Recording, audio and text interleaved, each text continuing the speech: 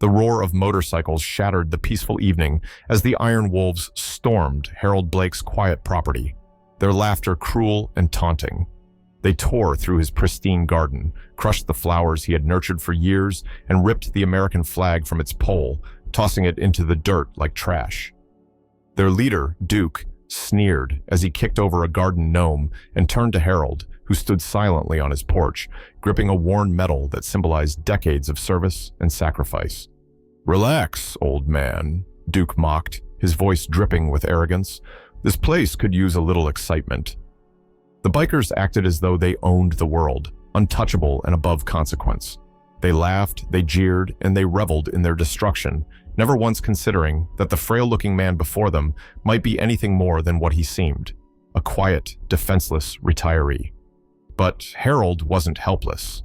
Beneath his calm exterior lay a man forged by years of training, discipline, and duty. The medal in his hand wasn't just a relic, it was a reminder of who he truly was. And the bikers? They had no idea whose patience they had just pushed to the limit.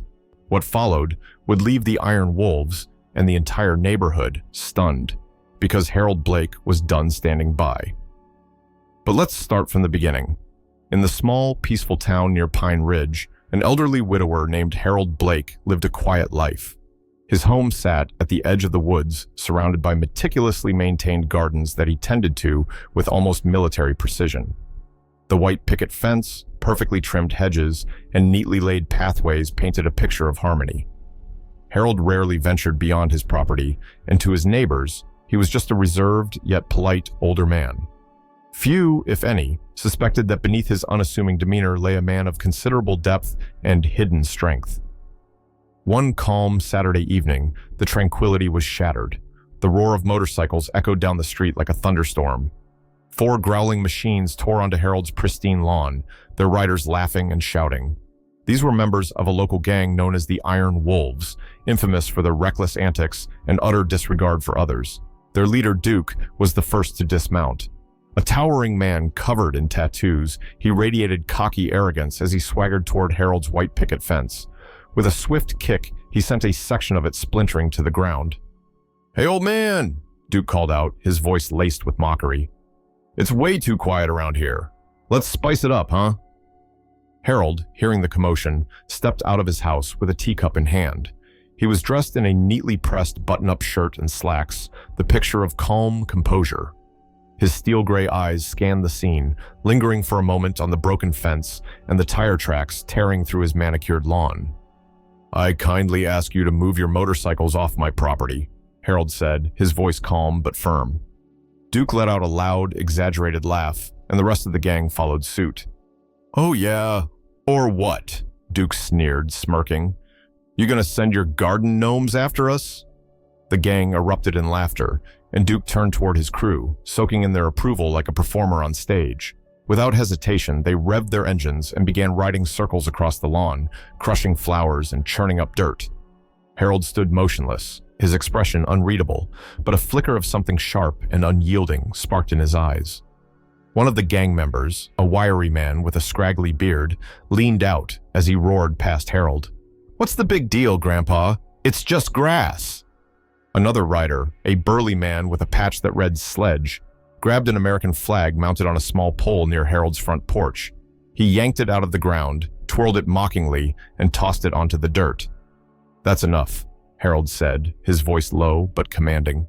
The gang didn't seem to hear, or didn't care.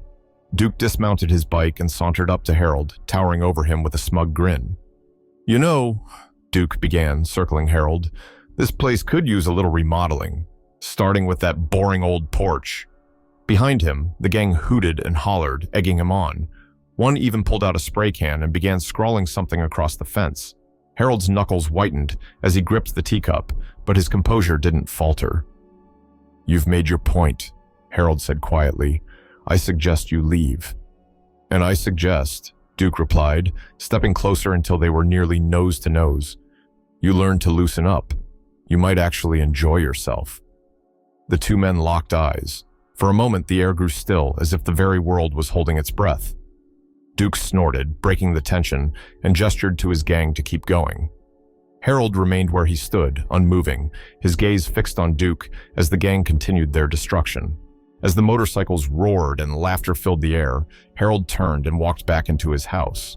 To the gang, it looked like the old man had finally given up, retreating to lick his wounds. But those who had seen the glint in his eyes, and Harold's subtle smirk as he closed the door, might have guessed that the night's events were far from over. The next day, the Iron Wolves returned, determined to keep the party going. The gang roared onto Harold's property again, kicking up dirt and gravel as they skidded to a stop on his lawn. This time, they brought a cooler filled with drinks and a portable speaker blasting music so loud it shook the windows. It was as if they had declared Harold's property their new clubhouse. Duke leaned against his motorcycle, sipping from a bottle. "Feels like home already, huh, boys?" he called out to raucous laughter. One of the gang members, a lanky guy named Slade, eyed the flagpole near Harold's porch. "What's this?" he said, swaggering over. The American flag hung proudly, fluttering in the light breeze. With a smug grin, Slade yanked it down. "Hey, Duke!" Slade shouted, holding the flag aloft like a trophy. "Check it out! Patriotic decor. Think it goes with the vibe?" Duke chuckled. "Not really. Toss it." With exaggerated theatrics, Slade let the flag drop to the ground and stomped on it, grinding his boot into the fabric. "Guess this ain't a priority anymore," he said with a smirk. The gang roared with laughter, but their amusement was cut short as Harold stepped out onto his porch. He carried a small velvet box in his hand, and his expression was calm, almost eerily so. The laughter faded as the gang turned to face him. "Leave the flag," Harold said, his voice steady but carrying an unmistakable weight. "And get off my property." Duke raised an eyebrow, stepping forward. "And if we don't?" he asked, clearly entertained by Harold's audacity. Without a word, Harold opened the box to reveal a gleaming veteran's medal. It caught the sunlight, drawing the gang's attention. "This," Harold said, his tone unwavering, "is the only thing I value more than that flag. Both stand for something you wouldn't understand. Now, leave." For a moment, there was silence. Then Duke reached out, snatched the medal from Harold's hand, and examined it like a child inspecting a toy. "Huh," he said mockingly. "Fancy. Too bad it's wasted on an old man who can't defend it." Before Harold could respond, Duke tossed the medal into the dirt where it landed near the trampled flag. A collective gasp came from a few neighbors peeking from behind their curtains. Among them was Jenny, who immediately grabbed her phone and called the police, though she wasn't optimistic about their arrival. The Iron Wolves had a reputation for slipping through these cracks of justice. Harold's expression didn't waver, but his grip on the porch railing tightened, knuckles turning white. He took a measured breath and looked Duke straight in the eyes. "You've made your choice," Harold said, his voice as calm as ever. Duke snorted. "Yeah, I chose to improve this dump." With that, the gang ramped up their destruction. Slade started smashing flower pots, another member kicked in one of the porch railings, and Duke himself picked up a garden gnome, hurling it against the side of the house where it shattered. Inside her house, Jenny watched in horror, her hands trembling as she filmed the chaos through the blinds. "They've gone too far," she muttered, her voice shaking. But when she glanced back at Harold, still standing on his porch with an air of eerie calm, she noticed something strange. He wasn't angry. He wasn't pleading. He was watching them, studying them. The sound of glass breaking snapped Jenny's attention back to the gang. One of the members had thrown a bottle through Harold's front window. Duke clapped his hands, laughing. "Whoops! Looks like you've got some renovations to do, old man." Harold stepped off the porch, walking slowly to where his flag and medal lay in the dirt. Without a word, he knelt, brushed off the medal, and carefully folded the flag. The gang stared at him, waiting for an outburst that never came. "You're awfully quiet, old-timer," Slade jeered. "You got nothing left to say?" Harold stood, tucking the flag under one arm and the medal into his pocket. He looked at them, his gaze calm and unshaken. "I have plenty to say," Harold replied, his voice calm and steady. "But I'll let my actions speak for me." The gang laughed, but it was a little uneasy this time. There was something in Harold's tone, in the way he carried himself, that made even Duke hesitate for a split second. But he quickly shook it off. "Whatever, Grandpa," Duke said, waving his hand dismissively. "Enjoy the mess. We'll be back to finish the job." Harold said nothing, turning and walking back into his house. As the gang roared with laughter, none of them noticed the subtle glance Harold gave to the woods behind his property, or the flicker of movement among the trees. For the first time that evening, a small, satisfied smile played across Harold's lips as he closed the door behind him. The wolves thought they owned the night, but they had no idea who they were dealing with, or what was coming next. The Iron Wolves were subdued in a manner so swift and professional that it seemed almost choreographed. Agents moved with military precision, their every action efficient and deliberate. Slade, ever the optimist, tried to make a break for it, darting toward the tree line. He made it all of 10 steps before being tackled by an agent who seemed to appear out of nowhere. "Going somewhere?" the agent quipped, securing Slade's wrists with zip ties. The rest of the gang didn't fare any better. Duke, who had been the picture of bravado only minutes earlier, was now on his knees, hands behind his head. His expression oscillated between anger and fear as he realized just how outmatched they were. The neighbors, who had cautiously ventured outside, now gathered at a safe distance, their phones recording every moment. "This is better than the 4th of July parade," muttered Mr. Henderson, one of the neighbors, as he adjusted his glasses to get a better look.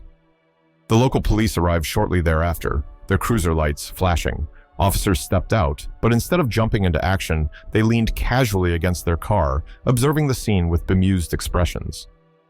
"Well, looks like someone saved us the trouble," one officer said, crossing his arms. "Agent Blake, you've still got it." Harold, standing with his hands clasped behind his back, gave a polite nod. "Just a little community service," he replied. Before the bikers were hauled away, Harold stepped forward, his calm demeanor commanding the attention of everyone present. He stopped in front of Duke, who was now sweating under the weight of his predicament. Harold's gaze dropped to the crumpled American flag lying on the ground. "Pick it up," Harold said, his voice quiet but firm. Duke hesitated, glancing around as if searching for a way out. The silence was deafening, broken only by the sound of someone's camera phone clicking. Finally, Duke leaned down and carefully picked up the flag, brushing dirt off its surface. "Hang it back where it belongs," Harold instructed. With his head bowed, Duke trudged to the flagpole and reattached the flag, his hands trembling slightly. Once it was secure, he turned back to Harold, his shoulders slumped. "Now," Harold said, his steel-gray eyes locking onto Duke's. "Apologize." Duke swallowed hard. "I'm sorry, sir," he muttered, barely audible. "Louder," Harold said, his tone unyielding. "I'm sorry, sir," Duke repeated, this time loud enough for the gathered crowd to hear. A wave of satisfaction rippled through the onlookers, and several people broke into applause. Jenny, who had been filming the entire event, whispered to herself, "This is going to break the internet." With the gang restrained and awaiting transport, Harold turned to survey his yard. It was a mess. Flowers trampled, furniture shattered, and his once pristine lawn marred with tire tracks. But his expression remained serene. "Looks like you've got some landscaping ahead of you," one of the agents remarked with a smirk. Harold nodded, taking a sip of the tea he'd poured earlier, and somehow managed to keep intact throughout the chaos. "True, but I've been meaning to redesign the garden anyway." The crowd chuckled, and the atmosphere shifted to one of light-hearted relief.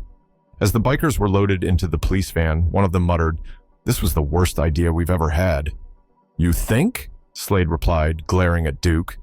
The neighbors began to disperse, chatting excitedly about the unexpected show they'd just witnessed. Jenny was already uploading her video to YouTube, titling it, "Grandpa CIA Takes Down Motorcycle Gang." As the agents prepared to leave, one of them approached Harold. "You ever miss the action, sir?" he asked, his tone respectful but tinged with amusement. Harold paused, his gaze drifting toward the woods for a moment. Then he smiled, a subtle but genuine expression.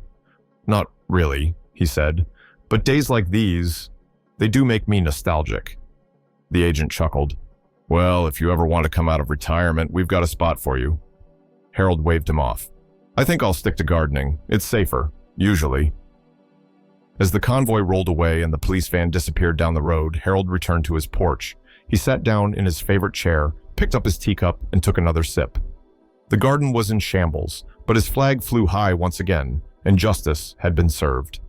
For Harold Blake, it was just another day in the quiet town near Pine Ridge.